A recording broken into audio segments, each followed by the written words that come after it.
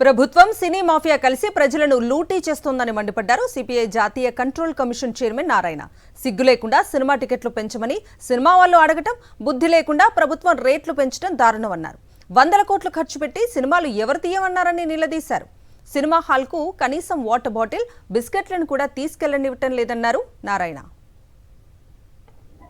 Cinema ఓనర్లంతా కలిసి రేట్లు పెంచమని సిగ్గు లేకుండా అడగడం, బుద్ధి లేకుండా గవర్నమెంట్ దాన్ని ఒప్పుకోవడం, ఇది ఎక్కడ అన్యాయం? ఇది వాళ్ళు 100 కోట్ల రూపాయలు ఖర్చు పెట్టి విలాసంగా సినిమాలు తీస్తే వాళ్ళకి ఏదో నష్టం వచ్చేసిందని చెప్పేసి ప్రజలపైన ఒక్కొక్కరికి 1000 రూపాయలు ఫైన్ వేస్తే ప్రజల రక్త మాంసాలు పిప్పి చేసి విలాసవంతమైన కార్పొరేట్ కంపెనీ చేస్తారా? ఎవరు చెప్పారు ఇదంతా మీకు? ఎవరు పెట్టుకున్నారు అంత 2 కోట్లు?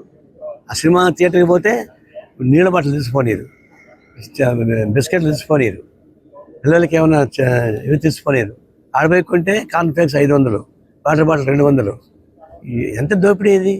ఆ దోపిడీ చేసేవాడు గవర్నమెంట్ సపోర్ట్ చేస్తుందా?